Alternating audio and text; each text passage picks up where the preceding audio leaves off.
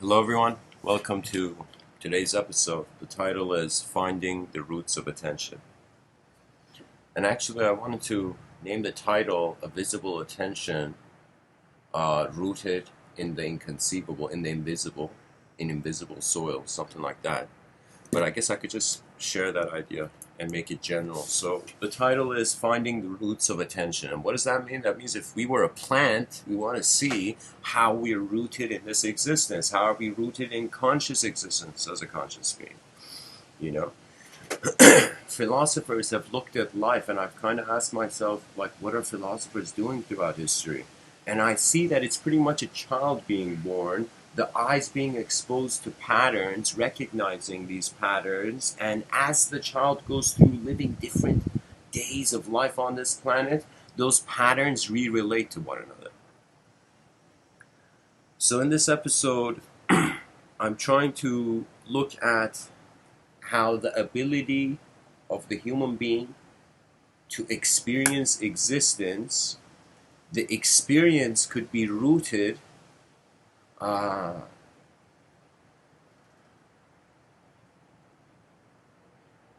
in the other side of the coin of the visible.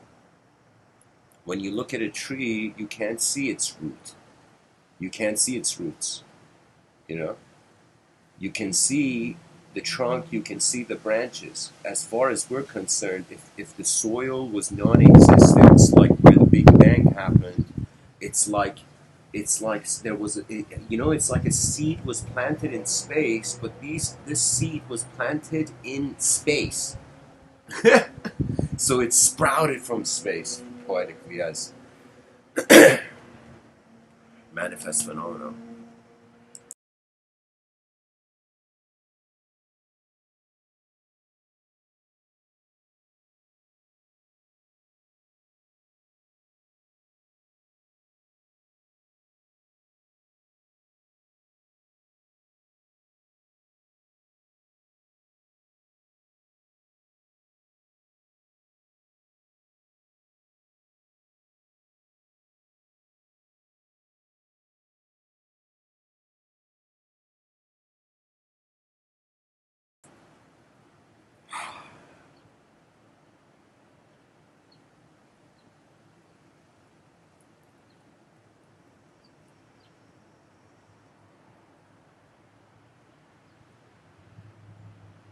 Various arguments can be made that a creature that exists can't know what non-existence is like.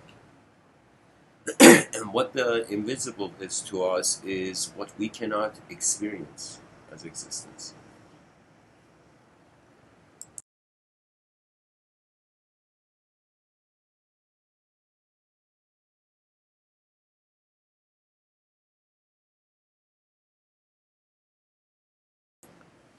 I feel the mind of the human being, it is not an object. The mind, let's say the mind appears as a subject, the body appears as an object, and let's say the unknown, or aka the soul, as some people have said, we'll call that the witness, the unknown witness of the known subject, of the known object, and semi-known and semi-unknown subject. That means there's moments in this life where I can observe the subject, and there's certain moments where I feel I am a subject. When I feel I am a subject, then I can't see the subject, you know? Kind of like an angry man so convinced that he's right, he can't see the voice of reason, for example.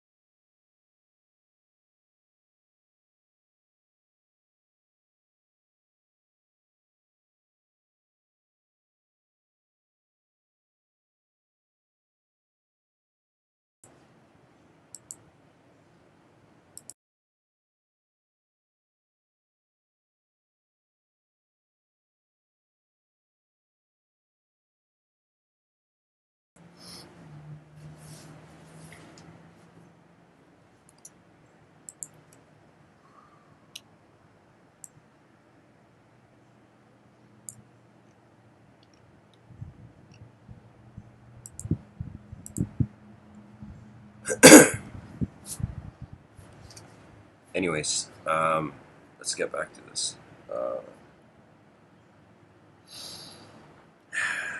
Finding the roots of attention. If I was to ask that question right now for myself to wonder about an instant,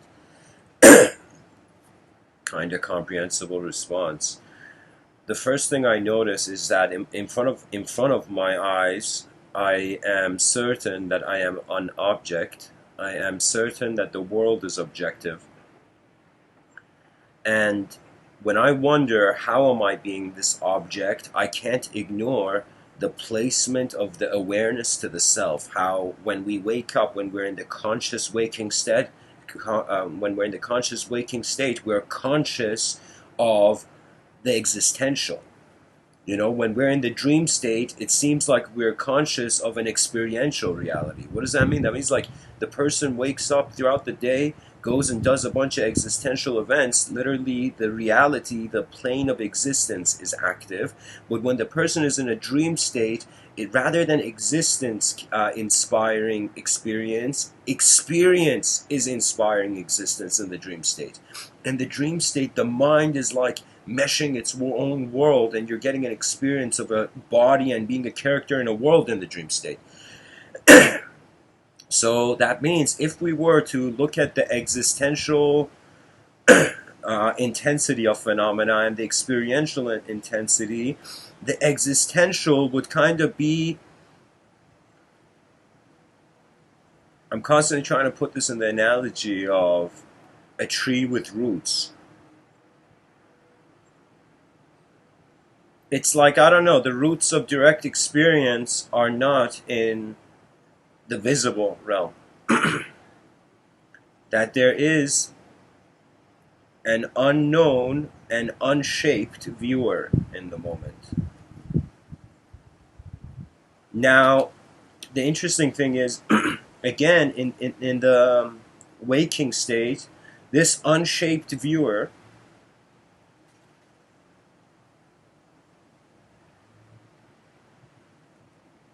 is the view. We are the view that we see.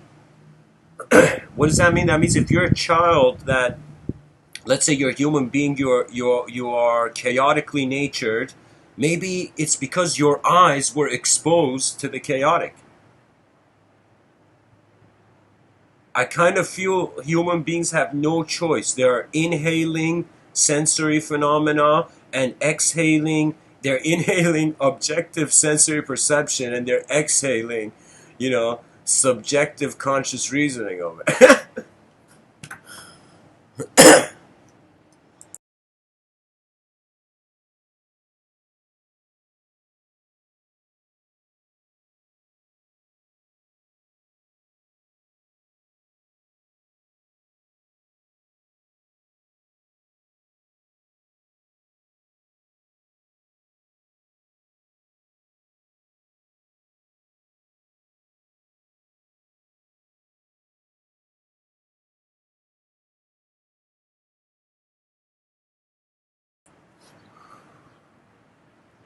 In these talks, I have tried to make a distinction between the presence of the being and the personality of the doer.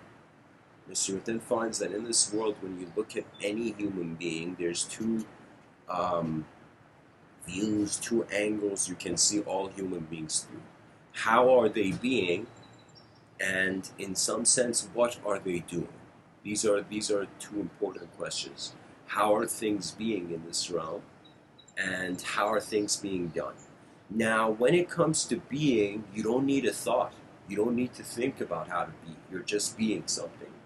Right now, before you even listen to this talk, you were being something. Even, your whole life, from the beginning of your life in this plane of existence, you have experienced being. So everybody is a professional at experiencing being. Okay? Now, there's the other dimension of doing. So being is your presence. So whenever you're just aware you're present, you're being. Phenomena is being. When I enter the room and I see people who I haven't seen before. For example, they are being there. They are being in the space. Now, when you focus at how things are being done, or who is doing the thing, the doer has to do with personality. Personality has to do with references. You actually need different views on yourself from this life. You need more than one view on yourself, and then you'll be a character in a story. You can't be a character in a story if you have just one image of yourself. You know?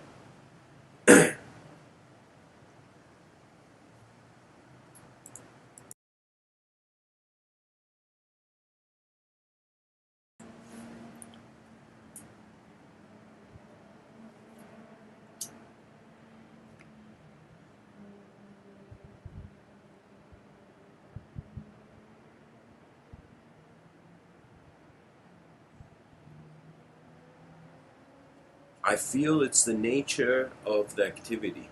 If the activity holds more movement, the reality is going towards dualisms speeding up and then towards the infinite.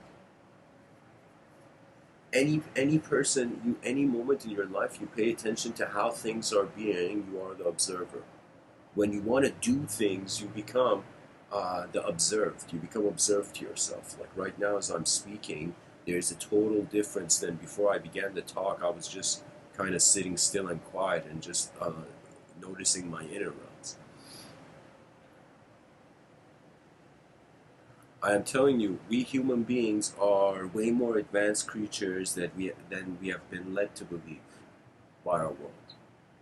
We are advanced creatures in the way that behind our eyes there is a multi-locality, there's a multiplicity of experience. That means you can be in one moment in the middle of climbing a tree and then suddenly remember years ago when you climbed a tree.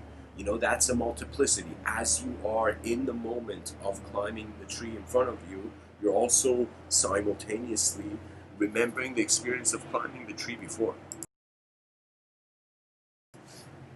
Any action I do, it's like that's how the pattern recognition happens. When I hold a pen in my hand, like people don't know, I've written way more than I've given these talks, you know? And years before I started giving these Mr. Within talks, I went on this writing kind of frenzy, you know? I remember I wrote a lot. And when you write a lot, at first you're thinking about how to hold the pen. It's like any art form, any craft. When you first enter, you have to. It's kind of like I think it was a quote by Attar or Shams. I don't remember who, but the quote was like, when you enter the unknown, when you enter, I think it was Omar Khayyam, Attar, or Shams. One of these three people probably said it. The quote was, when you open wisdom's gate, something like be wary. There is a flood of indecision. If there's a flood of indecision takes you, what does that mean? That means there are certain states where whatever amount you look at it is unknown. Like right now, it's very easy for me to speak, for example, about visible phenomena. Everybody can speak about visible phenomena. You see it, you talk about it. It's like after you can see something, it's like the proof is there. You don't even need a written proof, you know? If the thing is constantly through experimentation there. That means nobody needs a proof for gravity, for example. But, for example, Einstein, where we thought gravity was coming from just the mass of the object, for example, Einstein had the audacity, he dared to wonder about, for example, the different formation of relationship of space with time. And so it was, for example, in Einstein's space-time, it's curved. It's literally like as if four people are holding at the edge of the universe a curtain, each holding one side of a bed sheet, and it's like you're throwing galaxies and stars and stuff, whatever celestial object, you're just throwing it on this kind of bed sheet that four people are holding at the end. What I'm saying is that the approach changed. We thought that at least we saw something, that gravity was verifiable in a certain way, but then Einstein changed the context of it. At least the concept of gravity still remains. Einstein didn't call gravity something else, even though he could have, because his view of space and time is different. The thing is, we are like the same old primitive people who are finding whatever is around them and trying to trying to make tools and try to uh, reinvent the wheel or rediscover fire. What does that mean? That means the caveman, I don't know, I think probably the caveman discovered fire by lightning hitting a tree and that tree branch falling off, and the caveman could hold it and ran and threw the thing all over a bush or something coincidentally, and then everybody had access to fire or something. We could say fire was the first actual game. Can you imagine like a group of cavemen seeing fire and trying to make sense of it and keep it around? You know, we have very early primitive people drawing on walls. The primitive imagination seems to be an ancient phenomenon. You know, the urge for the human being to share the inner realms to the outer realms. There's many cave paintings around the world from primitive people. And why was that important? It was a testament to the intelligence of the human being, that in order, like when you feel comfortable with some place, you feel comfortable to express yourself.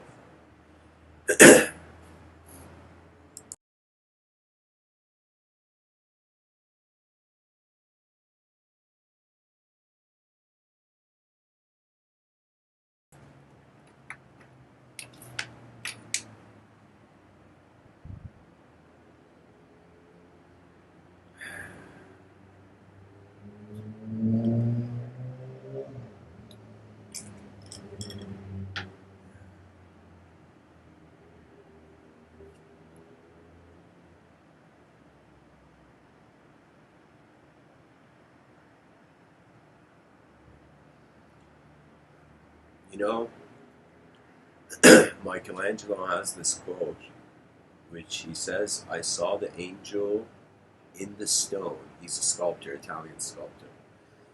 He says, "I saw the angel in the stone and I set it free." And I feel like the newborn child's psychology is also like a stone. And instead of the child at first seeing something and shaping it, the environment, the family of the person, then the society of the person, the nation of the person, the world of the person.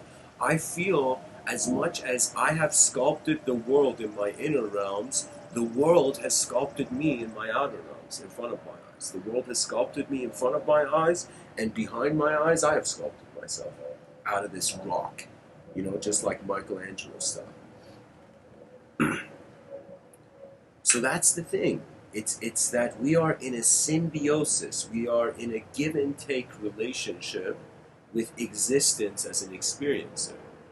You know, so there are some moments where I see existence provides a condition where experience can move forth, and there's positions in my life where only experientially the inner realms were smarter than the outer realms, and that's how I survived the situation. I could see more in my inner realms than my outer realms. For example, right now as I'm speaking to you, in my outer realms, I see this computer in front of me, I see the yard in front of me, I see the trees, I see the sky. It's like living in a photograph in front of my eyes, three-dimensional photograph. But behind my eyes, I have access to multiple photographs, and because the person is a dynamic mover, these photographs appear as a film. So behind my eyes, I see a film. But that film is through the sequence of image. And when I was younger, I would, for example, I could read my mind. I could read my own mind. What does that mean? That means I could visualize. My image visualization wasn't strong. I couldn't see images in my inner realms easily. So I would see language. So for example, somebody would come and say, imagine climbing Mount Everest, and instead of imagining myself climbing Mount Everest, I would imagine the letters, the words, imagine, like literally as if what the person said, I could imagine it written on paper, as if in words. I would think through words. But then that changed after a certain level of experience with something, with just acknowledge experiencing the unknown, and then that changed. That changed my view. So it was as if I became sensitive, and I was like, okay, where's this attention that's here in the moment? How is my attention working? And that question made me realize that there is an unknown after some point of any sort of inquiry. Through any linear method, you come to the nonlinear because you wonder how far you can go when you use a technology. And so this was the thing. When I thought I was language, there was nothing to change. Literally, I was just waiting for a savior to come and reprogram me. Only when I realized that I am not a program, that there is a programmer simultaneously at work, was that I saved my free will from evaporating into a non-conceptual state. And not that I saved it. I mean, we're not concepts. Like right now, I could tell you, my real name is Amin. My alias online is Mr.Within. Some people throughout my life, they called me my nicknames. There was a time at work, people would call me Damien. I don't know why. I would just tell people to call me that. This was like years ago, like, I don't know, 8 years ago or something. And so it was like I could see the language was flexible, and it's the obsession with the language that dehumanizes the individual on this planet. That means sometimes people don't have desires. It's just language they've heard.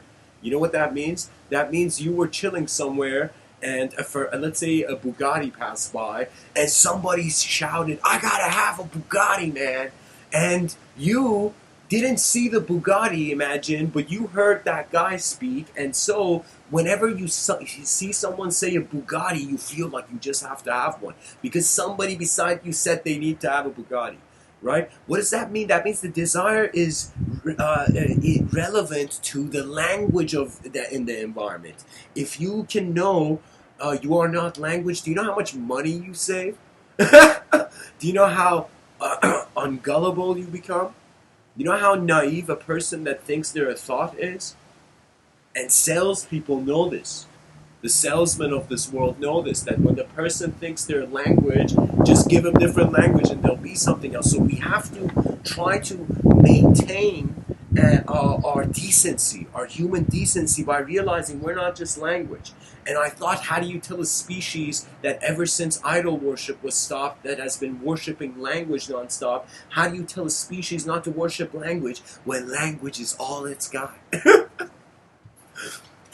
How do you stop ignorance when ignorance is all we got? The idea is emergence of novelty. The reason there's ignorance is because the person hasn't realized they can look at things in a new way. Every time I've gotten angry, years later, I've looked at that memory of getting angry in that moment and be like, why? Why did I get angry? It made no sense. There was no reason. And that's the thing. It's like when a person gets too drawn in their heads. That's the chance of when you feel you're a creature of language. I'll give you an example. Imagine your name is Tim, and you think Tim is a timely guy, okay? And one day somebody comes and tells Tim, "You're never on time, Tim. You failed, Tim. Like, get out of here, Tim." And Tim has always been on time. But because Tim thinks he is a creature of language, because everybody's been like, "Good job, Tim, you've been on time, Tim," except this guy, when this guy comes and says, "Tim, you're not on time," Tim forgets that he has been on time. You forget your past if you think you're language. You instantly forget your value. Somebody could come and tell you something and you get angry. Why? Because you feel their words are more real than how your mind experiences reality. And that's the thing. That's the value of Mr. Within telling a species to stop worshiping language and look at what's going on. How could it be? I honor Rene Descartes, but every philosopher, even myself, I expect the future generations to come and put the magnifying glass over me and try to see what I missed. In philosophy, there is no right and wrong. It's pretty much every philosopher has a unique flashlight and with and kind of like a machete, and at night in the Amazons, in their inner realms, they're kind of going through trying to see what the phenomena is, what the reality of the situation is. And when I say reality, that means what is real. Because I'm telling you, we think the normal is real. How foolish. This world is extremely surreal. There is nothing normal in this life. We're on a rock in the middle of nowhere. The planet is not close to this giant ball of gas that could burn it, and it's not so far away to freeze. And the planet has a right enough axis and tilt that we could be here. Now, we can treat this as mere coincidence, or we could become language worshippers of the most divine kind and feel that it's all like a secret purpose. For me, this life is pretty much the difference between secular culture and, let's say, the religious communities of the world, is simply this. One of them sees the universe as a personality, an inconceivable personality, of course. And the other sees it as an empty page. One is seeing it as a book, the other is seeing it as an empty page. And that is the whole difference. But if you realize no human being on this earth, from a religious angle, has ever been able to comprehend that religion like the prophet did. The prophet of that religion did. You see, human beings don't have the same eyes. They don't even have the same experiences to have complete agreement.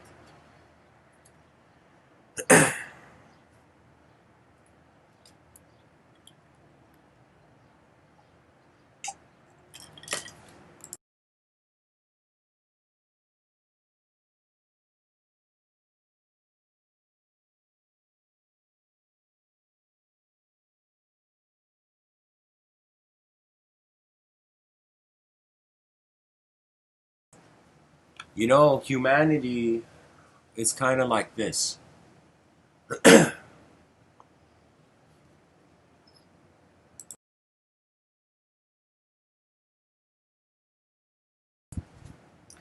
When I was really young, I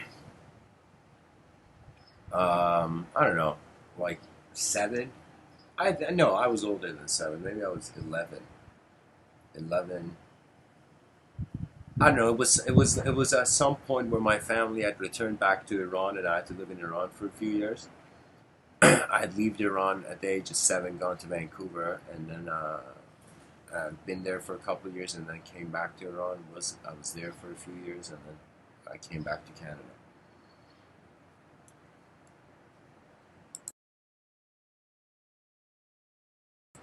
Pretty much, when I was a kid in Iran, there was our apartment, like my family's apartment. Uh,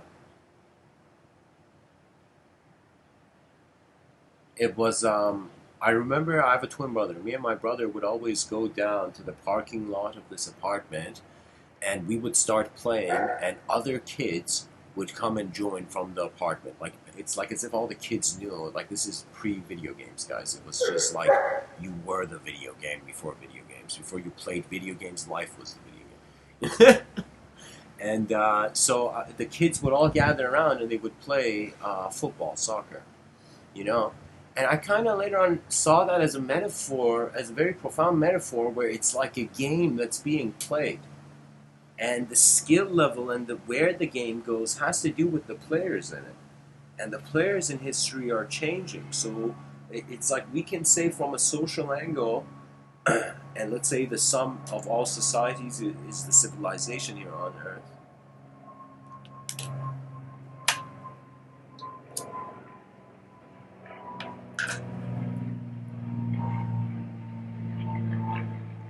It's a game that's being played, and we've opened our eyes, and we can be a player in it.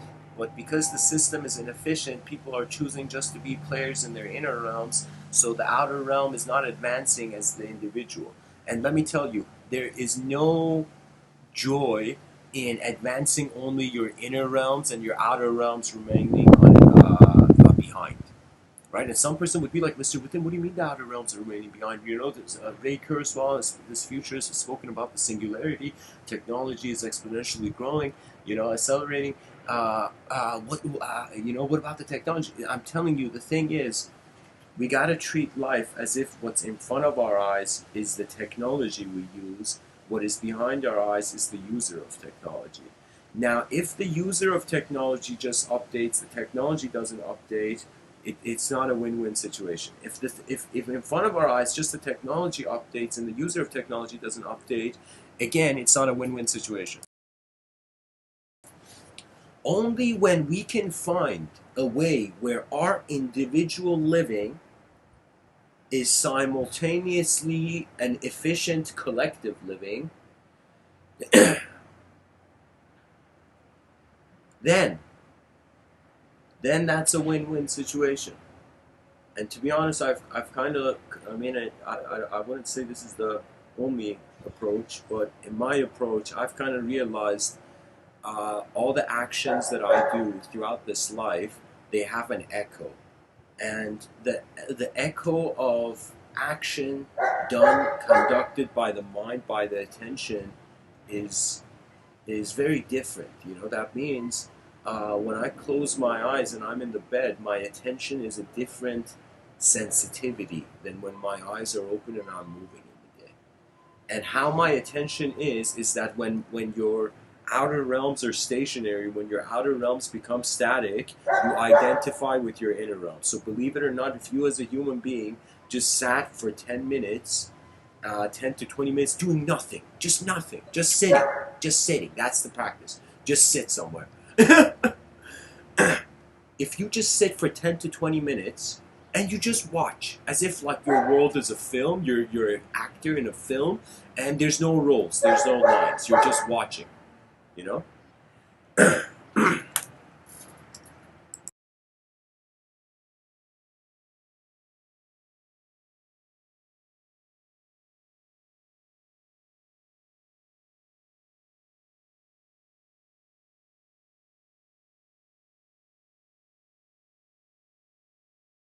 You're going to notice after 10 to 20 minutes, if you were to move your attention could literally experience in a subtle way the realness of your inner realms. So think of it this way: the less physical movement there is, the more awareness to non-physical movement there is. The more physical movement there is, the less awareness to your inner realms there is. The inner realms are external. Like, here's the thing: your attention can move in front of your eyes, your attention can also move behind your eyes. But it's so hard to speak about your attention moving behind your eyes. Why? Because it's evocational. And every person has a different content. And it's like, imagine if every person's experiences of life that comes across as an image, as an event, image dash event in the memory of a memory.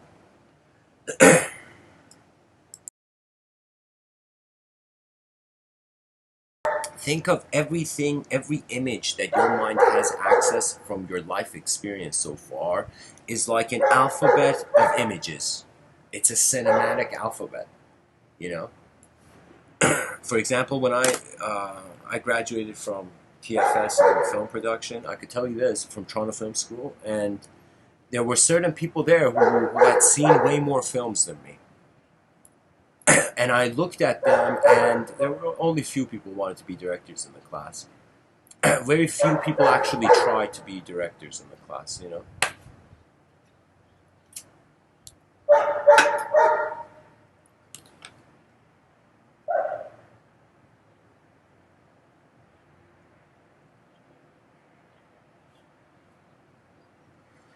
It's like the person's Rolodex, person's database of various films in movie. Like, for example, okay, I'm trying to say that in the same classroom I was, there were students who there were students of film who they had seen so many movies, so many films, that I noticed. It's like as if these guys aren't trying to create new films. They have an alphabet of what they think good movie scenes are, and they're trying to replicate it. You know, because in all the movies, in I noticed something, guys. It was kind of strange. In all the films that were being shot in the in my film school, there were a few directors who got their films greenlit and whatever. None of them had innovation. None of them was a new way of shooting. You see, that's the thing. It's like an alphabet. That's what I'm telling you. You know, history is like an alphabet of events. You know, it's like knowing an alphabet of events. You weren't in those events. You know, it's like you didn't create the letter A, but your first name starts with it. And so that was the thing. There was an alphabet of cinematic experience, but that alphabet was limited. It was as if, like, rather than people wanting to bring new ideas, they wanted to endlessly create ideas that had been already tested out. And that breaks my heart because you know what it is? I think it's also irritating a lot of scientists. Because the scientist has a choice to conduct a new experiment or to conduct the same experiment. Now imagine let's say out of I don't know. Let's say out of 100 people, um, let's hope in the future, 40 of them become scientists. Okay, even though I don't think it's like that. Yeah. I don't think it's gonna get there because science is gonna change its image, maybe. But the thing is, it's kind of like, do you want the scientist to conduct a new experiment that has never been done before? Or do you want the scientist to keep repeating the same experiment? You know, that's the thing. That's the thing. I feel it's a waste to not attempt the new. The novelty should be the highest value thing in your life. You know, in your moment, something new happening should be way valuable for you than what has already happened. You know? That means it's like the person reads a religious book and it's like, great, I saw the content in this book. Now, what other books are there? Do you see how, in what other ways has language moved? You see, the issue is that we have limited our inner realms to a certain alphabet of images, which in the religious context, you're limited to that alphabet. For me, it's not that there's such a thing as ideology. I don't feel there's an ideology out there on like we can say that's an idea, even though we do many scholars use the term like idealism, ideology, the dangers of ideology, the danger of someone thinking that the world is only in one way and doing extreme things, you know. But the thing is, it's not ideal. I don't see it just as ideology. I see it as language. Everything in the world is a language. You look at birds, their communication is interpretation of moment, is it not? And language is how you interpret your moment to speak. So seldom is this said, but if you become a great observer of the silence and stillness, you will instantly become comfortable communicating and hearing any words. When I was younger, somebody could I mean, it happened. Like people would come up to me, and you know that battles find you out of nowhere. And when these battles find you out of nowhere, you either stand your ground in the battle, you know, or you get pushed by the battle, you get crushed by the battle. And I remember I was so naive. Somebody would come and say something to me, and instantly I would get angry, and instantly I would get ready for war. What kind of a fool I was, you know? What kind of a fool I was. The fact that I thought anger was power. It was such foolishness. I'm telling you, the one who gets angry last is the winner of every karmically. Even the universe is like the person who didn't get angry. Your karma is going to be better than the person who got angry. Why? Because the person who gets angry loses sight of a value beyond themselves.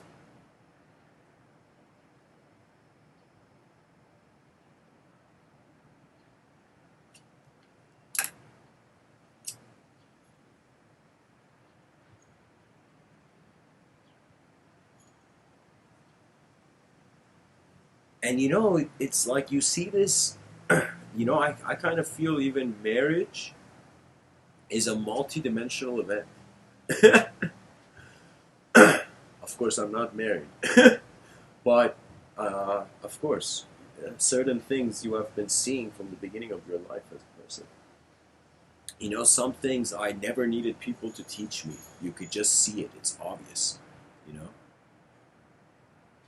we don't realize it, but when the child, imagine there's a classroom and there's 30 students, and the classroom is about the natural sciences. Students in that classroom, some of them will have noticed the events, explanations of certain events, of certain incidents. Because science is explaining the relationship of matter with matter, because space is not matter. It's like, if we can't, I find it's like, you see the atheist and the theist debate. The atheist goes and says to the theist, "Hey man, stop believing in woo-woo. What are you doing?" And the theist says, "It's not woo-woo, man." But the issue is the atheist backhands the abstraction of the theist, but then goes and gives a name to space.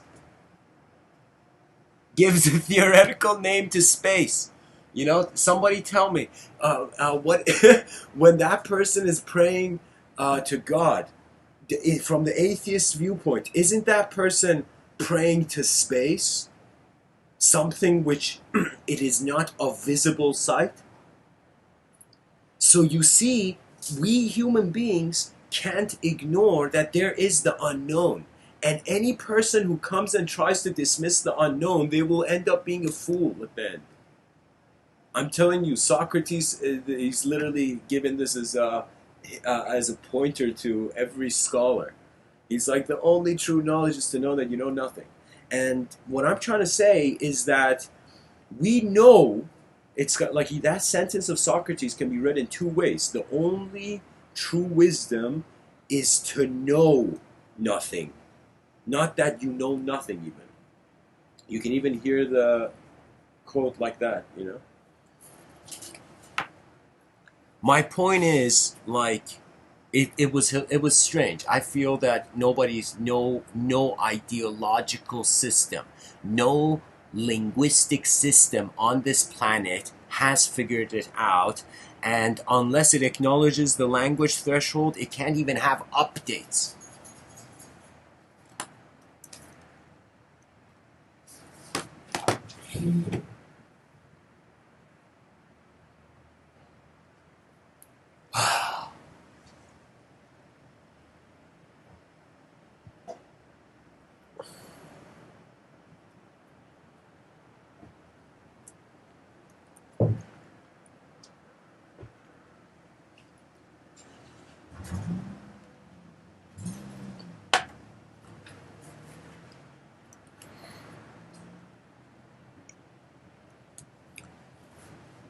You see, I want to share with the world that, I mean, to be honest, this view of the known and the unknown, I personally feel all of knowledge is there.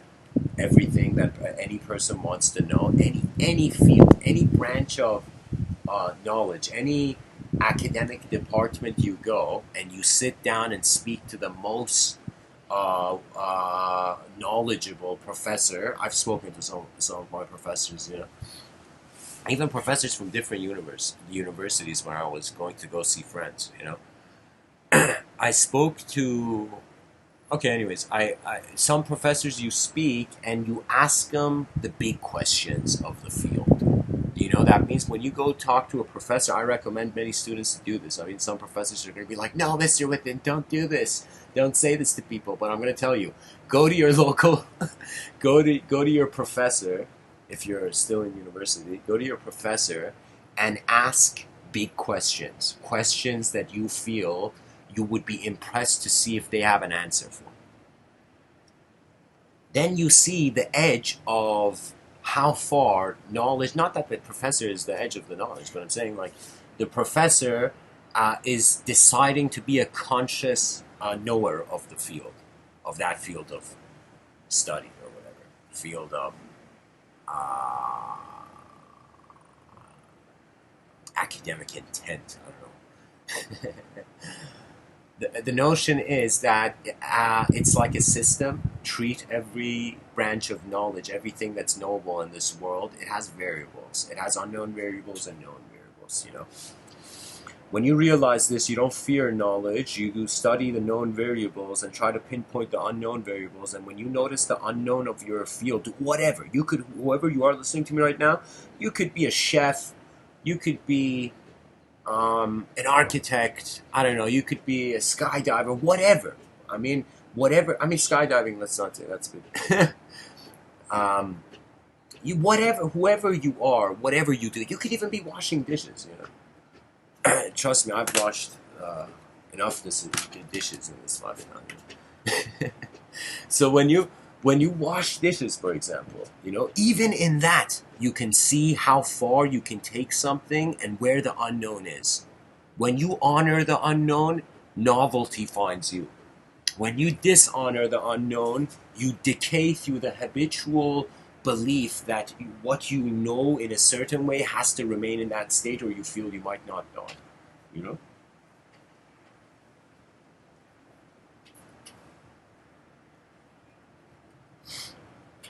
Of course, guys, I'm just one person in a universe of a billion trillion stars talking. So, it's all for exploration, you know.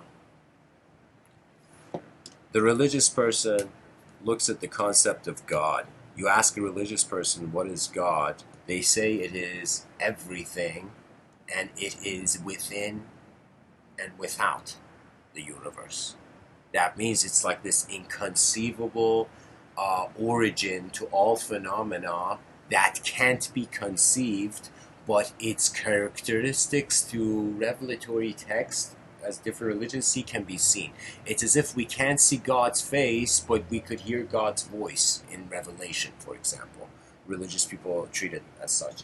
And so, what is that? What is the significance of that? The significance is that it's a source. It's literally a causal point. The idea of God, but it's a causal point that has no shape. It doesn't have a shape. That means you can't draw a portrait of God. Do you see? You can't even write a dictionary definition of God. You know, it's not conceivable. It is conceivable through negation. That means what is space? The absence of matter. You know? You know? What is God? You know? The absence of absence.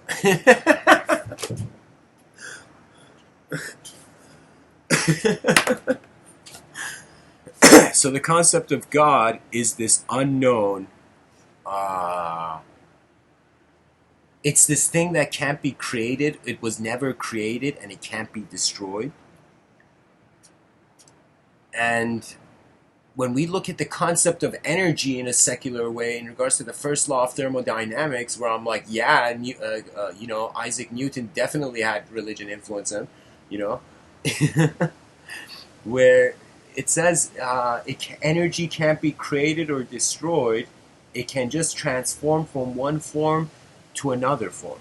What does that mean? That means, from a scientific lens, you're looking at reality and you're treating it as energy, and you're saying phenomena is in a state of potential energy, then it becomes in a state of kinetic energy. That means when you're still, that's potential energy. When you move, that's kinetic energy. The energy changes, okay? So if the energy is transforming, but the energy can't be created or destroyed, if we thought of the idea, even the idea of the soul, they say that component to the person that has an eternal value that cannot be created or destroyed, but it's endlessly reincarnating from life to life, as the Buddhists say. You know, so what is that? It's like literally the idea of energy. The idea of energy being conscious energy is literally the idea of the soul. I'm not joking, because the thing is, right now, I ask, let's say the person asks the question, who am I? Okay, you realize you are a projection of your biological existence, correct? We all accept this, right? I mean, secular culture accepts this. Your body is projecting your mind, right? I'm that guy coming and saying maybe your mind was here before your body, and your mind is like a signal, and your body's like an antenna, you know? So the roots of the signal have nothing to do with the sensory.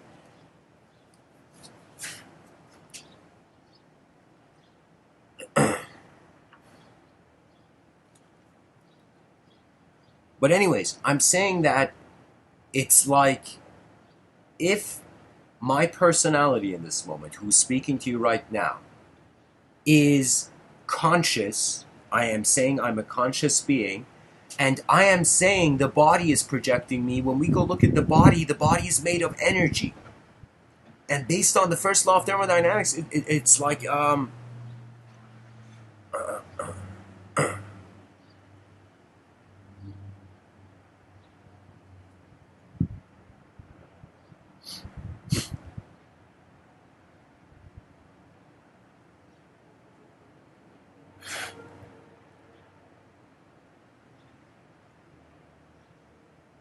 I feel we are energy, consciousness, and the unknown, the known and the unknown, have only the conscious presence of energy in common. That means you're present and you're conscious, you're being your body. Because you're being the body, then the question is like, what is this body? And it's energy. So we are energy in motion. We are like batteries in movement throughout the day. That's why we sleep, we recharge. Okay? So we're this energy changing form. So you can say that both if we treat this idea of energy as if like conscious energy is eternal presence, or let me say it like this. Let's say, no, let me say it like this. Energy is just being something. Consciousness is energy's movement.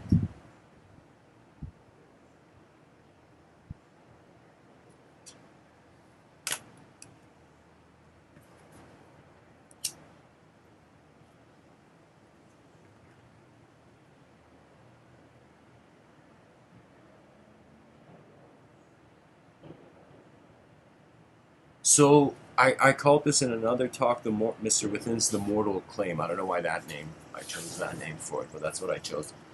Pretty much the idea is if you're conscious, if you're identifying as a creature of sight, and that sight comes across to you as consciousness, and if consciousness is an emergent property of matter, and matter at its core is energy that can't be created or destroyed but is changing from form to form. So when energy is conscious of itself, it is eternal change. Excuse me.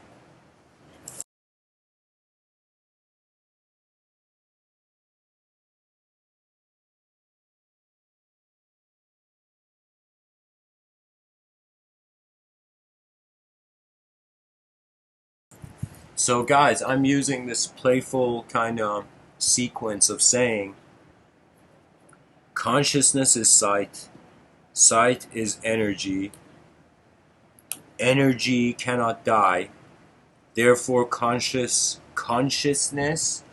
of changing sight is eternity. And Plato even agrees with this by saying time is the moving image of eternity. That's the explanation for why time is the moving image of eternity. Anyways, guys, sometimes you might hear me speak, and I'm going to share with you how I speak.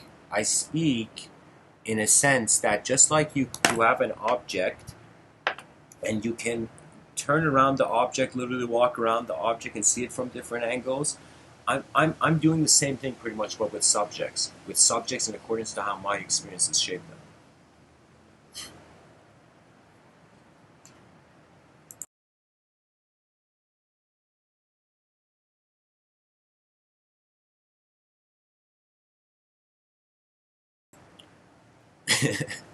The chat section is so incredibly quiet today.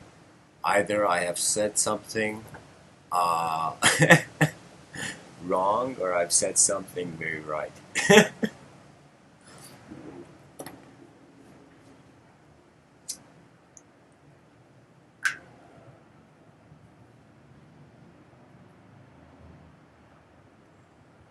It's the privilege of the lifetime, really. You know, I'm going to tell you the story of this yogi named Sri Nisargadatta Mahraj, and later on I'm going to go into a quote on all of his work.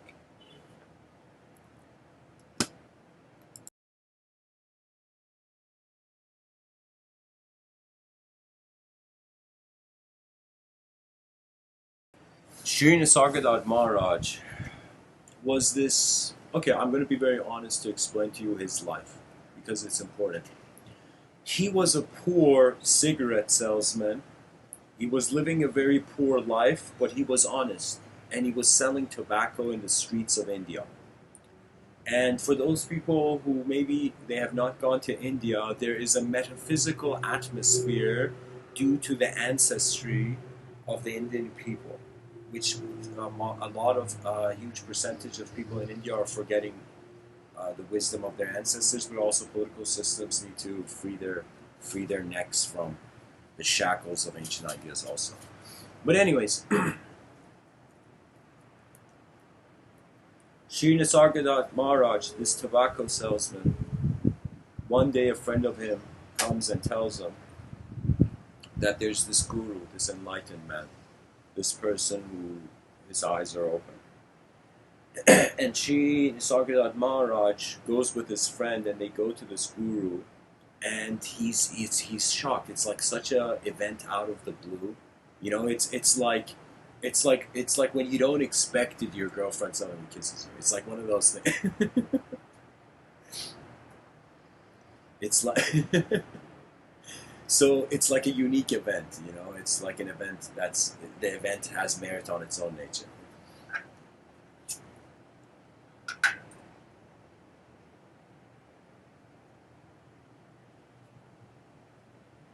And so what happens is Sri Nisargadatta and his friend, and there's a bunch of other people there. They go, and the guru is like some guy who's put some cloth on the ground, some leather skin of some, I don't know, something they would sit on. And he sat on this, and he's kind of like this enlightened guy, kind of sitting there, intense guy. It becomes Sri Nisargadatta Maharaj's turn, and he's just this quiet, shy guy. Feels he's living a poor, humble life. You know, simple, humble life. The guy looks at him very intensely and says, "You," to Sri Nisargadatta Maharaj. He says, "You need to study yourself every moment you can. You know, every moment in this life, study yourself." And that's like an algorithm, like an instruction, like a combination of a approach given to Sri Nisargadatta Maharaj, and Sri Nisargadatta Maharaj moves. He leaves. He thanks the guy. The guy blesses him, and he leaves. Suddenly, like a week later, he hears from the friend that this guy Maha Samadhi'd out of this plane. So the guru that told him was he literally that guy. Before he left, he gave him his last advice. Then literally Maha Samadhi is when they consciously, by dissolving the ideological state into the breath, transition out when the body is about to dismantle. So you pretty much become identified with the movement of your breath as your body before your actual body dissolves. And I would recommend for those who are interested in the dissolution of the human body, and it's not something you should be naturally interested in, but if you feel intuitively drawn to study it, there's a book from Tibetan Buddhism called the Book of the Dead, and they speak about the Bardo state, and you should of course entertain these ideas. In life, always hold the honor of your inner realms and entertain what happens. That means when a squirrel runs on a branch, you don't have to identify with that. You just watch it. Many things you can watch without being it. You know, you can study without actually being the thing. You know, I call it a semi. Like you kind of care for the topic, but you also don't care. So you get a very tourist-like view of the idea.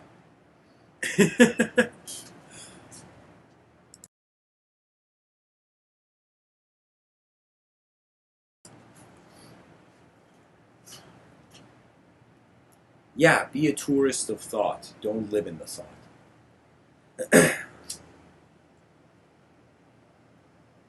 Anyways, Sri Nisargadatta Mahraj comes back, and the guru's gone. And every day he goes to work, conducts his work, even mid-work, when he's even bargaining with someone or selling something.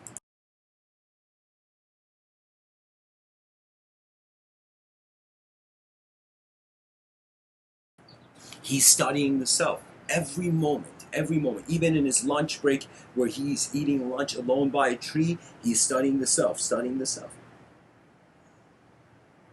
And I'm going to share with you this man's quotes in the quote tunnel, which is a segment of this shows if you're new and listening to this, where I just read quotes from a certain person in history to kind of see how their inner realms, how they looked at the world. I'm going to read for you Sri Nisargadatta Maharaj's quote so you get a sense what that instruction led to. What I'm going to read for you what kind of state of mind studying yourself in this world gets you when you kind of wonder about the roots of your attention and your true nature.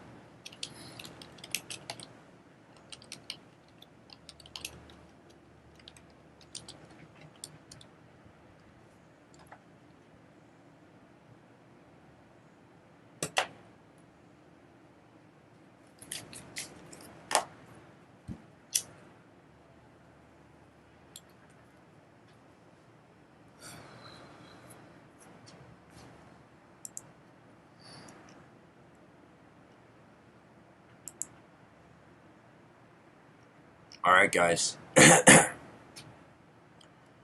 these are quotes from Sri Nisargadatta Maharaj, just to read a bit of his bio. Nisargadatta Maharaj, April 17, 1897 to September 8, 1981.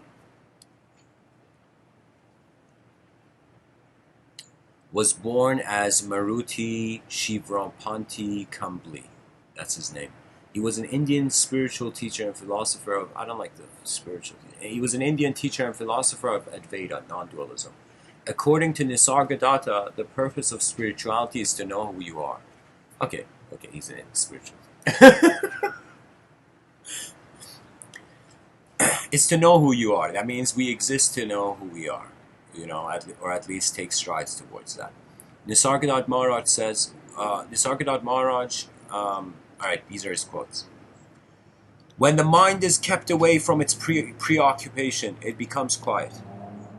Sri Nisargadatta Maharaj says, reality, all is here and now, all is one. Multiplicity and diversity are in the mind only.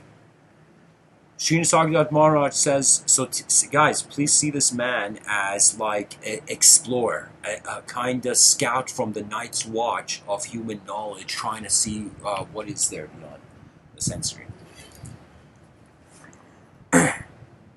For the night's watch. For the watch,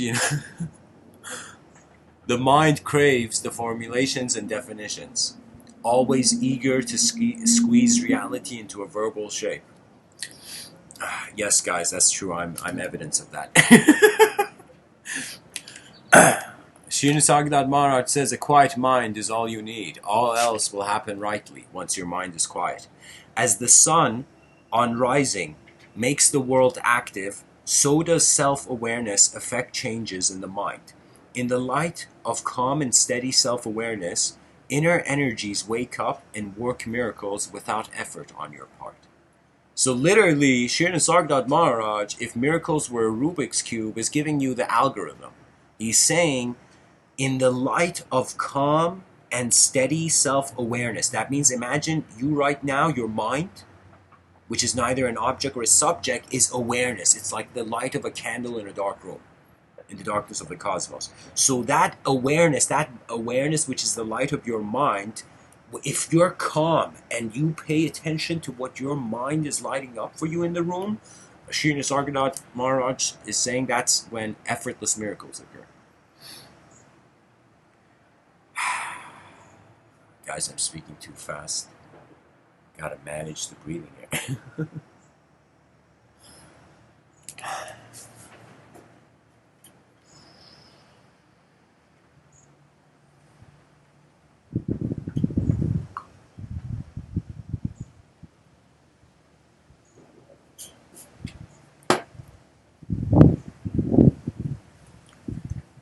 to continue with the quote tunnel, Sri Nisargadatta Mahraj, a quiet mind. Oh no, I read that. The mind covers up reality without knowing it. To know the nature of the mind, you need intelligence, the capacity to look at the mind in silent and dispassionate awareness. Sri Nisargadatta Mahraj says, wisdom tells me I am nothing. Love tells me I am everything. And between the two, my life flows.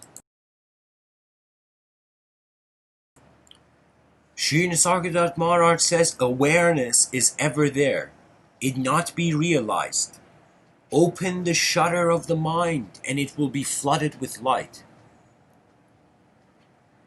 That's the same thing I keep emphasizing, guys. Your presence is there regardless before the emergence and even after the dispersal of your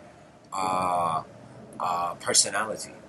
The personality is the environment's voice to some degree. That means you as a person, your personality is different based on every situation.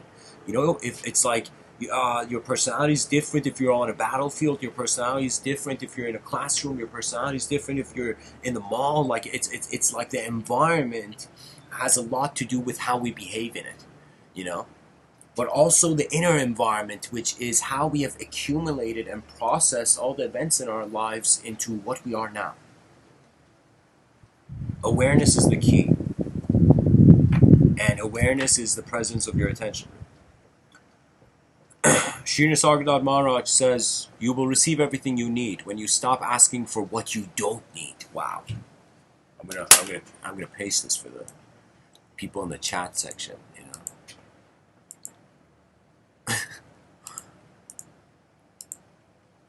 Guys, you know, I talked about silence, and I'm so happy that people listening to this talk right now, they are practicing silence in the chat section.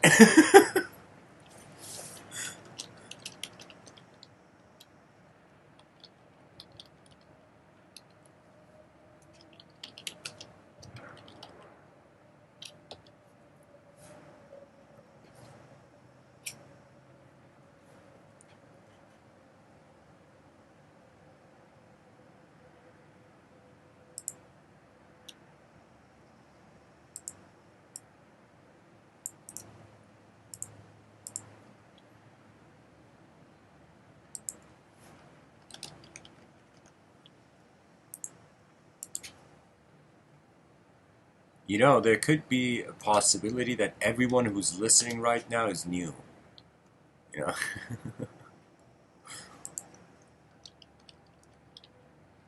Okay.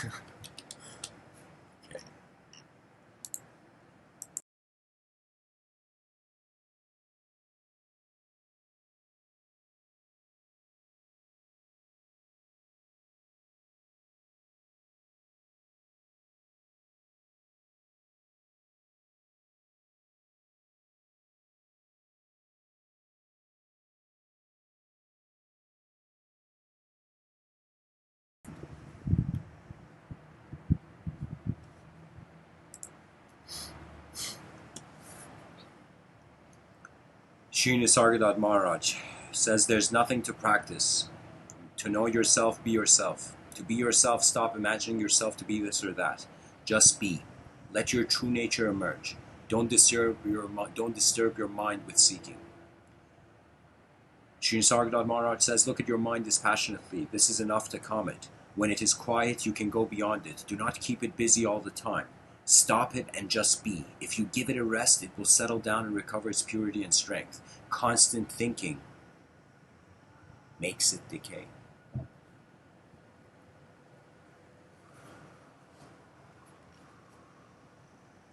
Sri Nisargadatta Mahraj says the consciousness in you and the consciousness in me, apparently two, really one, seek unity, and that is love. The unchangeable can only be realized in silence. Once realized, it will deeply affect the changeable, itself remaining unaffected. Guys, I'm going to pause here and I'm going to explain this quote, because this quote is literally what I'm trying to, every time I speak about an advanced civilization, suggest where the state's going to be, the inner state of it. You see, there's an outer state you got to be aware of, and there's an inner state. For your outer state, you got to dive into political science. So children as a hobby should study politics, I feel. Should study it and try to improve it, Everything can have an update. Everything can be updated. This chair I'm sitting on, it could be updated by me just putting a pillow underneath. Sri Nisargadatta Mahraj says the unchangeable can only be realized in silence. So if we are to discover or find evidence for the unchangeable, silence. We can't talk about it. That's why I created the the language threshold, so the secular societies all around, secular cultures all around the world won't just stare blankly and think. You see, every human being has a different inner film.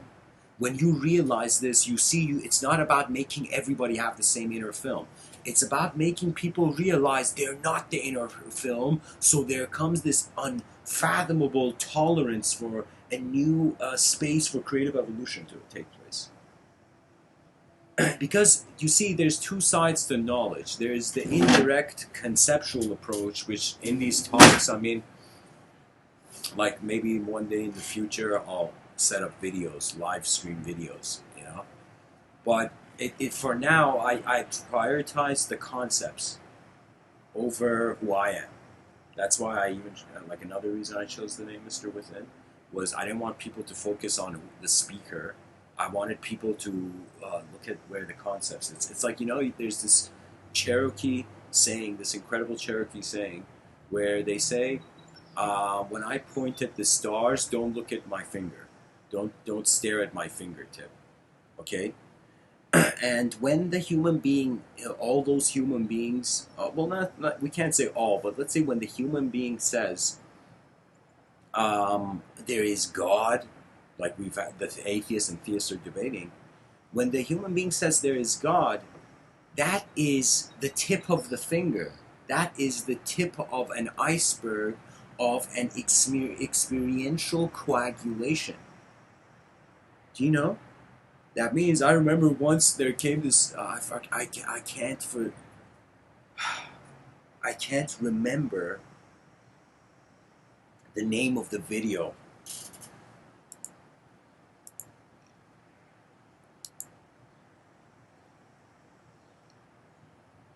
I can't remember the name of the video, but I remember it was like there was this moderator, there was this atheist. I think it was Dan Barker. I could be wrong. And then it wasn't Dan Barker. Maybe it was.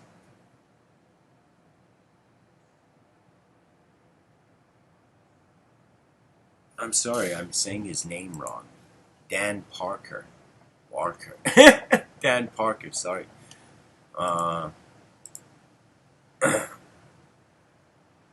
Anyways, I don't know, guys. I don't know. I don't think it's a video of him. I think it's someone else. But anyways, in the video, there was this kind of scientist who had become a guru, and there was this kind of like, I don't know, social scientist, let's say. And so the moderator, the two people are debating. The debate becomes really one-sided because let me tell you, a debate is like internal combat, okay?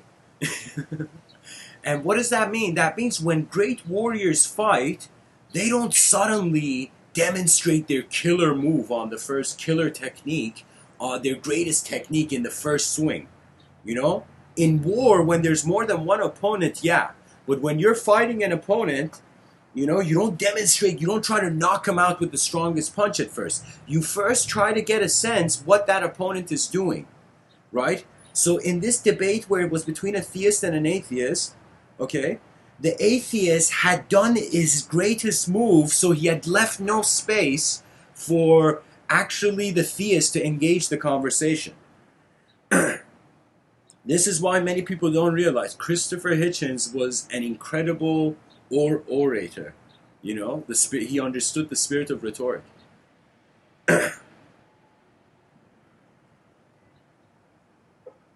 And so in that video, the moderator asked the theist, who was this Indian man who was like at the same time a scientist, but had become like guru, like had a midlife crisis as a scientist and became a spiritual guru. And so had an existential midlife crisis. Those are natural, guys. We're on a rock in the middle of nowhere. It is totally natural for people to freak out of the meaning of the whole thing.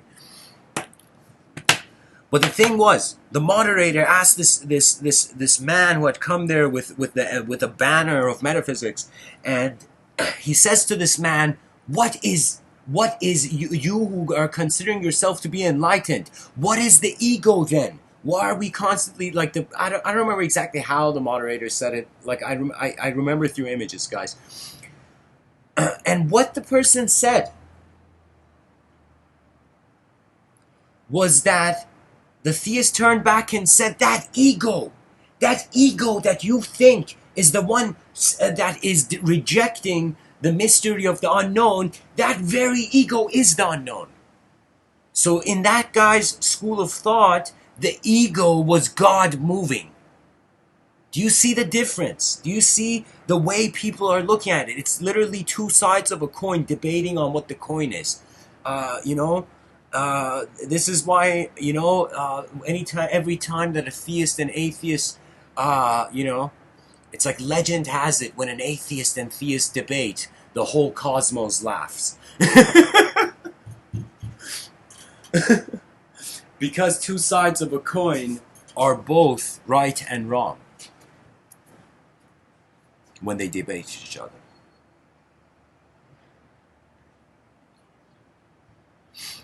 So Simon in the chat section says, I enjoy your talks. Thanks, man. Simon says, I think about reading environment psychology. Yeah, that's very important. And you know what that would include? That would include pretty much technology, Simon. If you were to read about the environment psychology, the environment's becoming very... you know what's fascinating? It's like...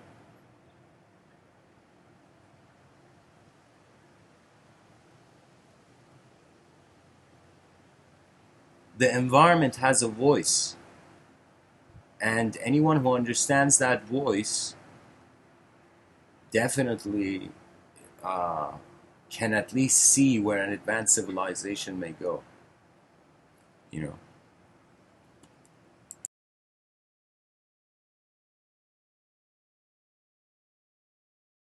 But don't forget to study inner environment too. Guys, I'm talking to the chat section. If people are like suddenly tuning in and they're like, Mr. Within, what are you talking about?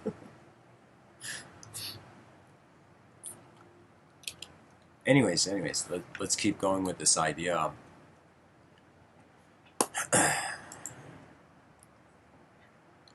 Sri Nisargadatta Mahraj says, all that a guru can tell you is, my dear sir, you're quite mistaken about yourself. You're not the person you take yourself to be. Sri Nisargadatta Mahraj says, please... sorry, he doesn't say please. He says, pleasure puts you to sleep and pain wakes you up. If you don't want to suffer, don't go to sleep. That means become acquainted with the nature of this conscious activity that after 4 billion years you have an ability to open the hood of the car engine. Sri Nisargadatta Mahraj says, the attitude of silent observation is the very foundation of yoga. You see the picture, but you're not the picture.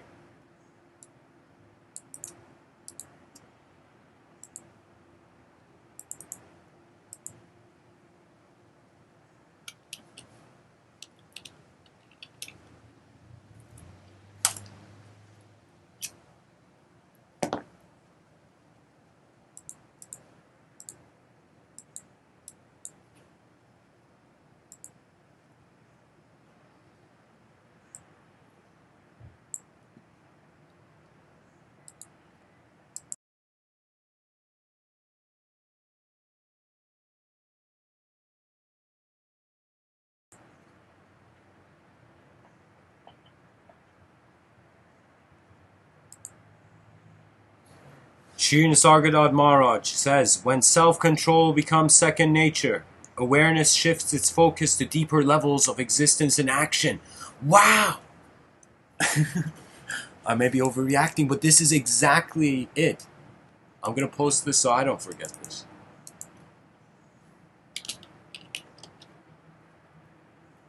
That's the thing. When self-control becomes second nature, it's like you don't think about holding the pen. You are abiding by the nature naturally. It's your nature to be you. Did you not know?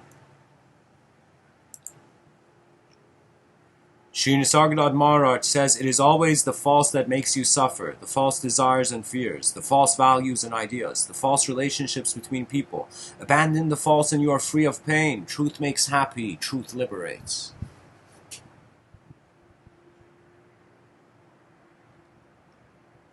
Truth is not a reward for good behavior, nor a prize for passing some tests. It cannot be brought about. It is the primary, the unborn, the ancient source of all that is. You are eligible because you are. You need it. You need not merit truth. It is your own. Stand still. Be quiet. Sri Nisargadatta Mahraj says your first task is to seek the sorrow in you and around you. Your next, to long intensely for liberation. The very intensity of longing will guide you. You need no other guide. You may die 100 deaths without a break in the mental turmoil, or you may keep your body and die only in the mind. The death of the mind is the birth of wisdom. Sri Nisargadatta Mahraj says to locate a thing you need space, to place an event you need time, but the timeless and spaceless defies handling. It makes everything perceivable, yet itself is beyond perception. The mind cannot know what is beyond the mind, but the mind is known by what is beyond it. Sri Nisargadatta Mahraj says, you're not in the body is in you. The mind is in you. They happen to you. They are there because you find them interesting. Oh, really? Who knew existence exists because I'm interested in it? Yeah. Sri Nisargadatta Mahraj says, put your awareness to work, not your mind. The mind is not the right instrument for this task. The timeless can be reached only by the timeless.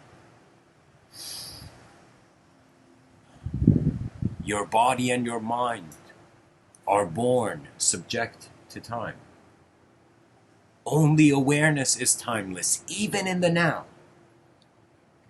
That means Sri Nisargadatta Mahraj probably had a moment where he's like, am I timelessly being in time right now?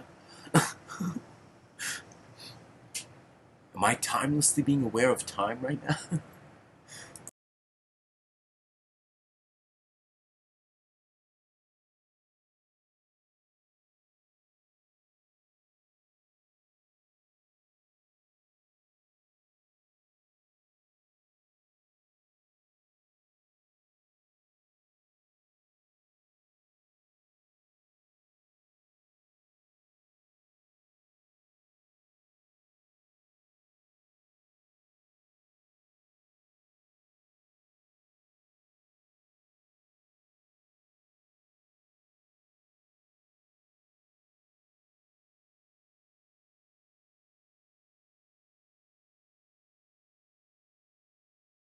Sri Nisargadatta Mahraj, guys, this is a long quote tunnel. I'm going to get through it though.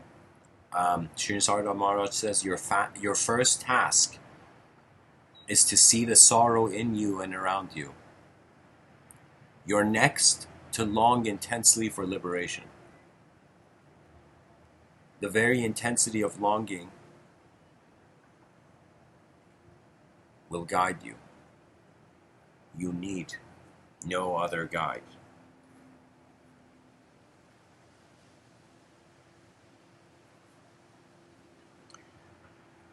To me, nothing ever happens.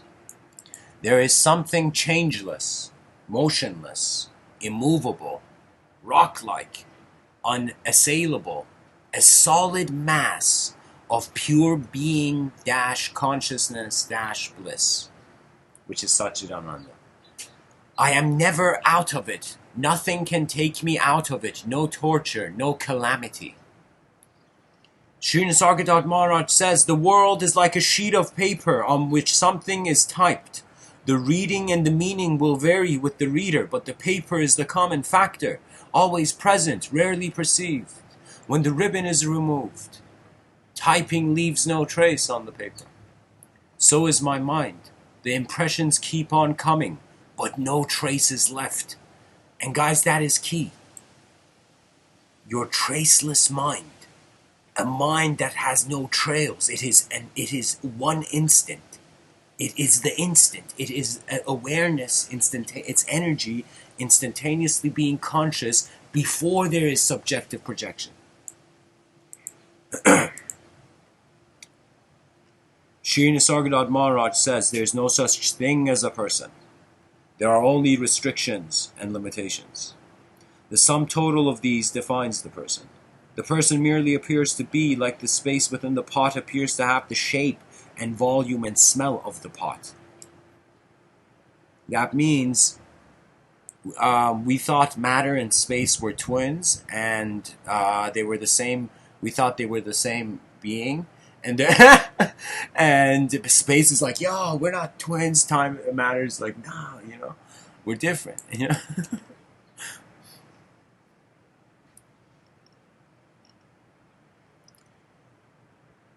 Sri Nisargadatta Mahraj says steady faith is stronger than destiny. Destiny is the result of causes, mostly accidental, and is therefore loosely woven. Confidence and good hope will overcome it easily. Sri Nisargadatta Mahraj says whatever happens, happens to you, by you, through you. You are the creator, enjoyer, and the destroyer of all you perceive. Sri Nisargadatta Mahraj says don't ask the mind to confirm what is beyond the mind. Direct experience is the only valid confirmation. Exactly, dear listeners. Your direct experience is your only guru. And it's the only thing that has been with you from the beginning.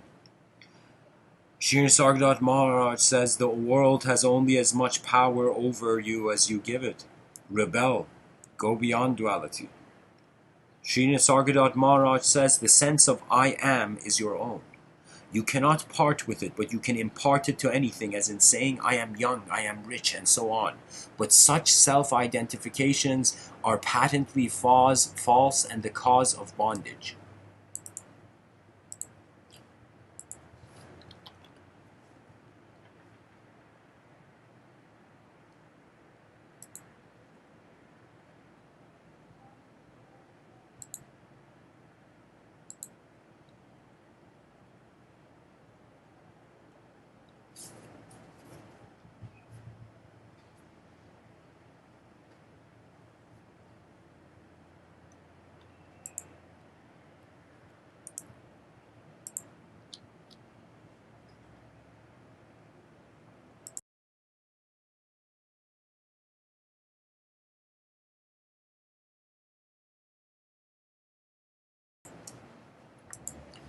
Oh my God, how many more quotes does this website have? Okay, 2 more, guys. We're done with the tunnel. Sri Nisargadatta Maharaj says, you cannot transcend what you do not know. To go beyond yourself, you must know yourself. What does that mean? That means you experientially create space so you can existentially know more. I mean, really, guys, even, what was it, even when I was a kid, there was this film called Toy Story, and the character would say to infinity and beyond.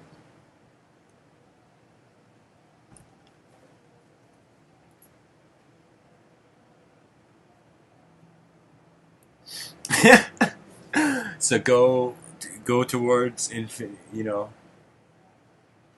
even behind your eyes, you can go towards the infinite and beyond.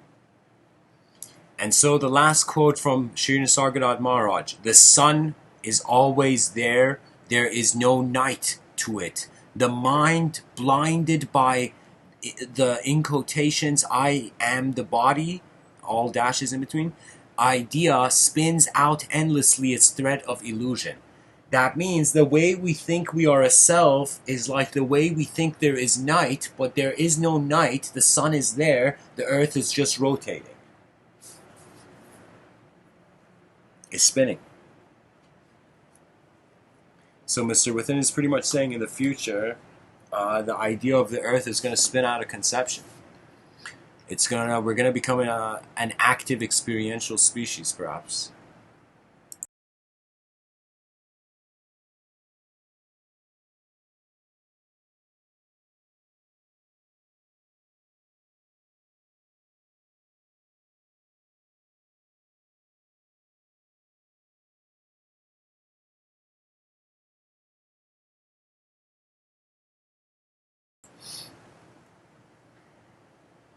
So, guys, in the chat section, Ivan says, would you say that a good level of self-control is to not do detrimental things to one's health, like addiction type things? I mean, Ivan, sure, you can plan out your whole life, but I treat the day as weather. So when I wake up, I see unknown variables and known variables, and of course, you don't win every battle in this life. You know how many battles there are. You know how many battles at the end of it, at the end of that experience, you're not walking out as the winner. You know, and so this battle is not just between ideas. It is even between one's own nature of habit. That means it's like there's a voice everybody is fighting within themselves, and it is how the voice of what the environment wants the person to be and what the person wants to be. And if the person hears the voice of the environment, often they can allow the fear of the outcome to overpower themselves to even decide, to change, go a different direction.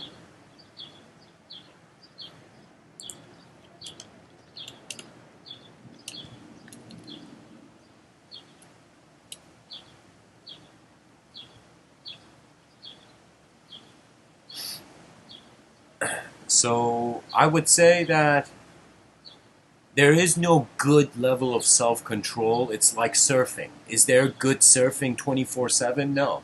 You know?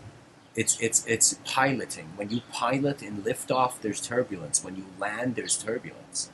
So I would say really in many situations in life, if the person is comfortable with turbulence, they can continue. You know?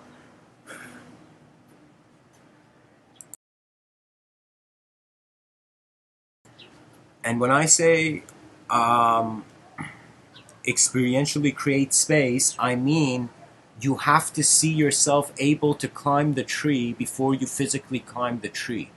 Okay? You got to see yourself where your hand is going to. So when you climb a tree, I see where I can visualize. I visualize where my hand goes on the tree, and then my hand goes there, and I hold on to that point. So when you climb something, you in some sense see before experientially this there's there's an allowance for the space, and the existence happens. So when I say experientially create space, Ivan, I mean literally how I'm talking to you right now. There is something. There is. I'm perceiving an inner landscape. We call it visualization, but that term doesn't do it justice. That term is because let me tell you, it's like imagination and memory. They're both happening in the same place, but we treat them differently. You know.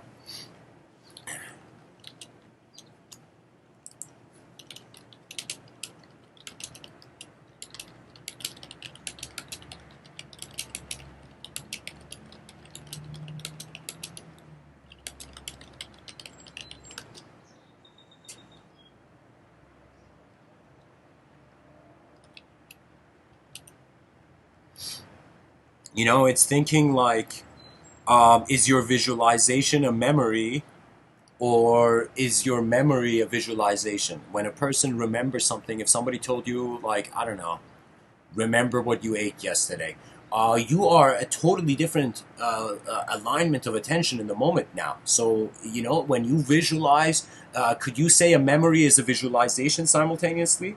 Do you know? So that's what I'm saying. It's like the word is kind of it's No. Ivan, we're all explorers here, guys. I'm not thinking one person knows, one person doesn't. I'm thinking it's incredibly unknown. It's a rock in the middle of nowhere, and the only thing we can do is an advanced civilization. Those are my kind of like fixed. To some degree, I've concluded those as really unchanging ideas in my experience, at least for now. If I haven't, if my experience changes, if I see my attention is being piloted differently, trust me, you're going to see the way I'm going to explain reality is going to be different. Guys, I need a quick breather. I'll be back in a few minutes.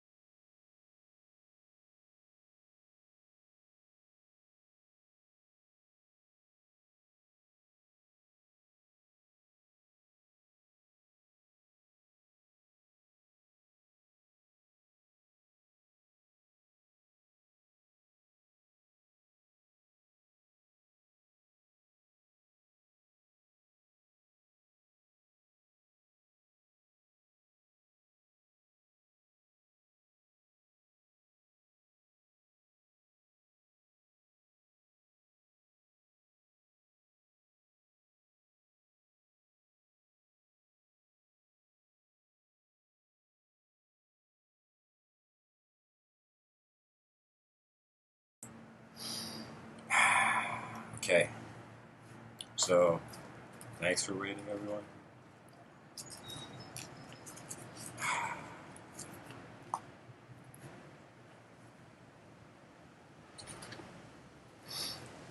Find the roots of your attention in this life.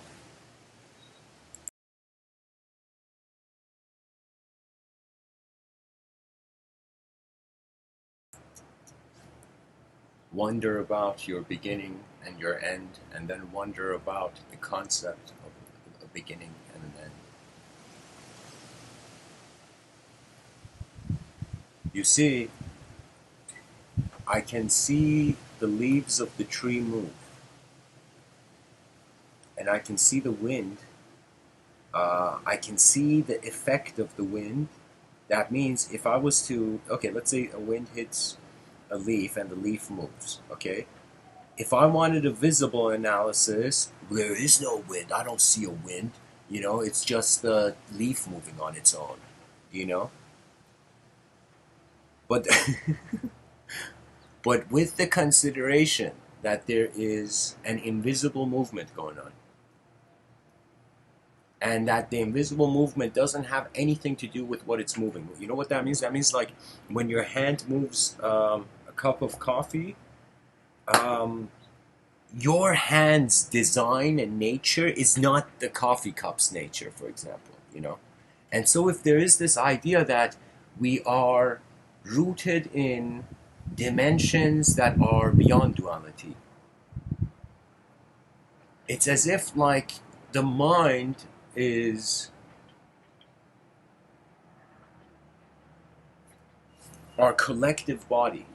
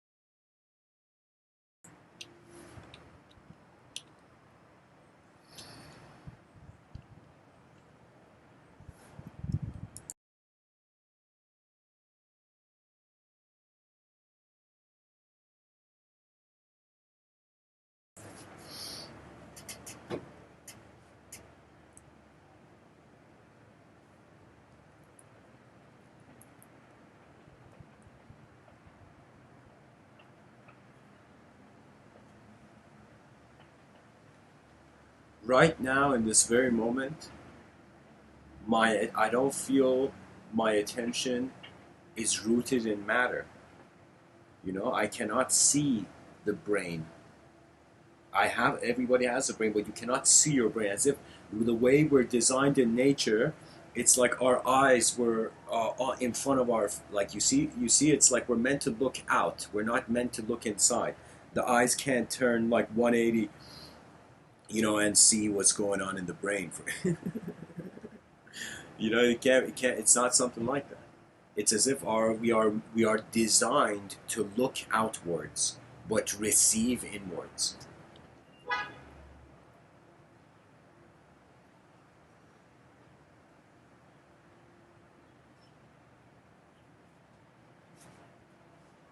And I feel it's a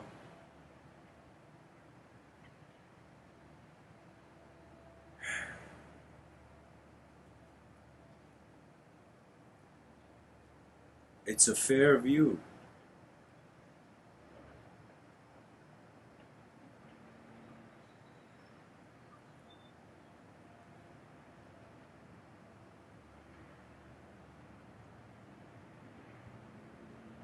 Study the mind beyond thought. Study the body beyond visual, at least for now, visual sensory perception. What's fascinating is that everybody's sensory perception is at different levels. We don't all have the same sensory grasp. Of course, our DNAs are different and whatnot. How we have lived on this planet is also different.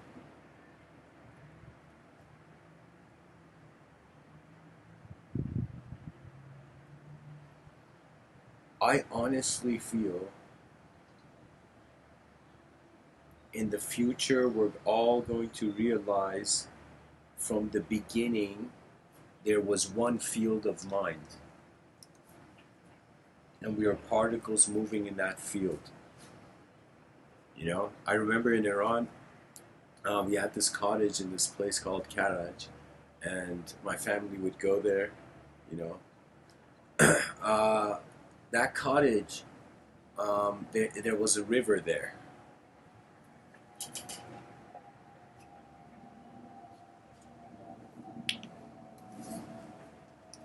Sorry, guys, just a second.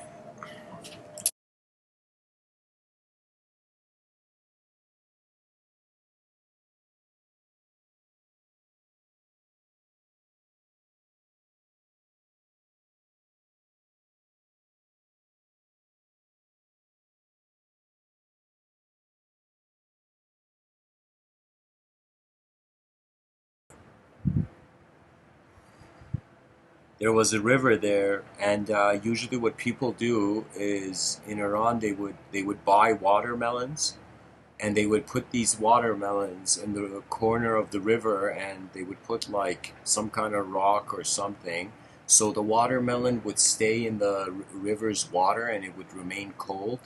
You know, it'd be refrigerated, and it'd be really cold and kind of like soaked, and uh, we would all like play sports, and then at the end of the day kind of break that watermelon and everybody would eat a watermelon. But the idea was that in that river sometimes you could see floating watermelons, you know. And so what that means is some person higher up in the river, they had done the same thing, but their watermelon wasn't placed properly, so the river was taking it.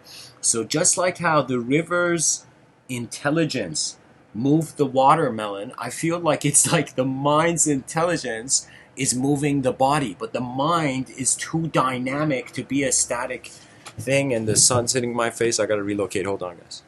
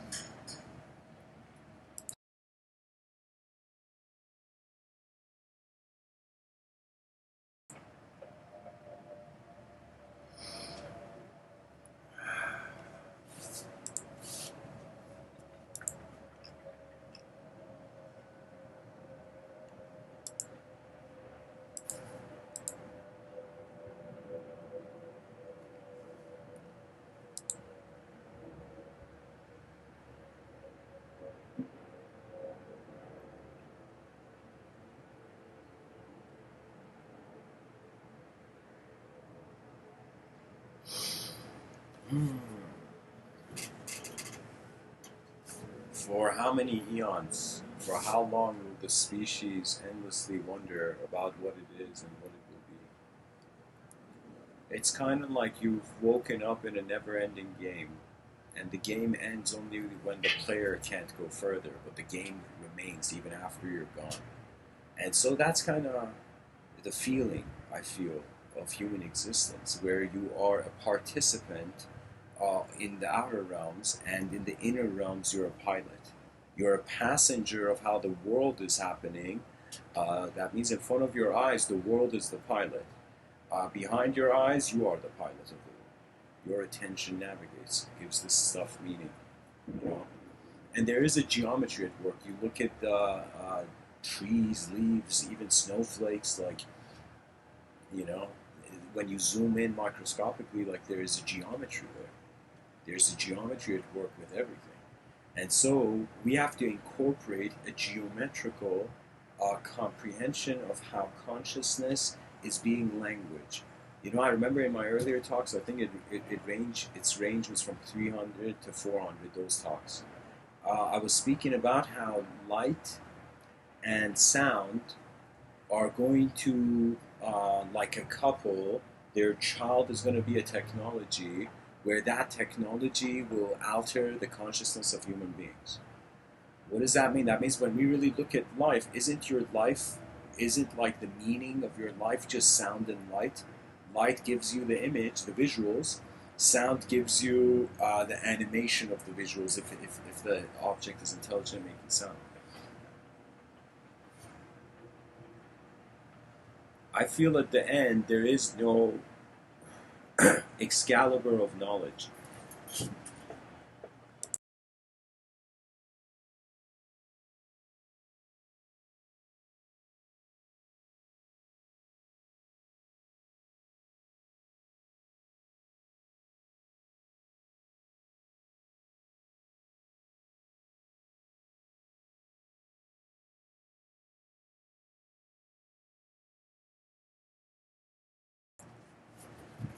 There is no one ultimate belief system. When we realize the world is moving, imagine the world is changing way more, or even as much as you are changing. In a changing system, the species is fighting over which picture on the wall it explains everything the best, you know?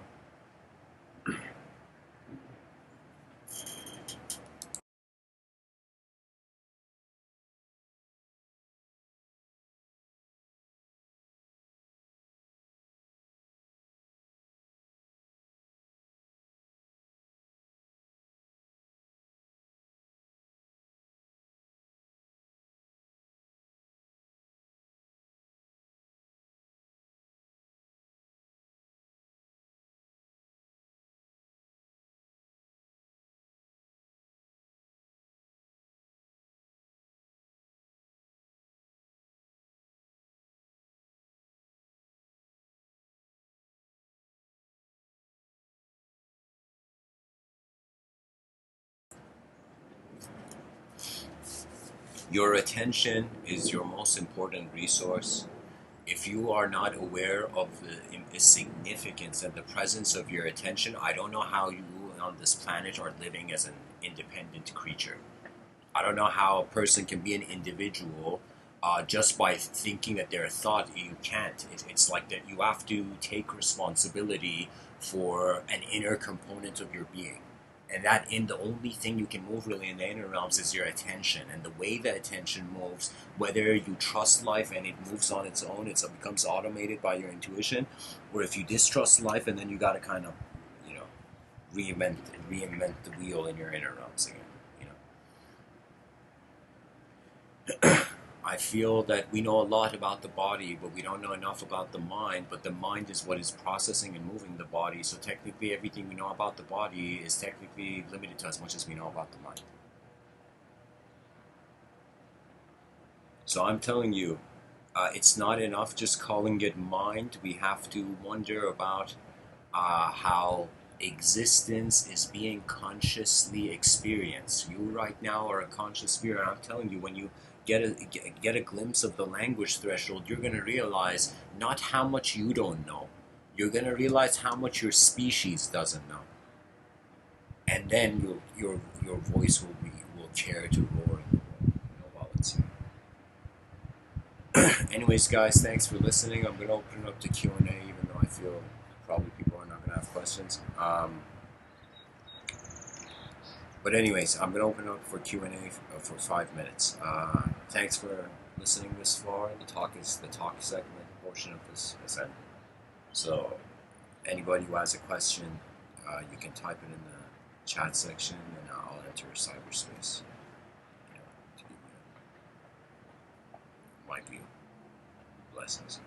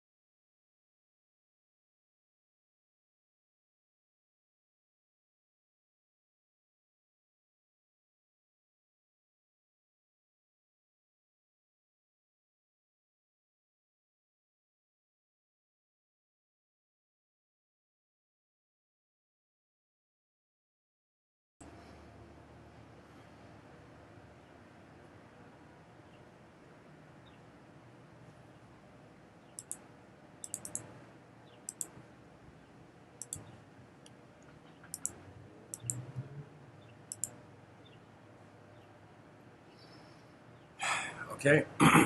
Thanks everyone for listening, and I encourage everybody to write.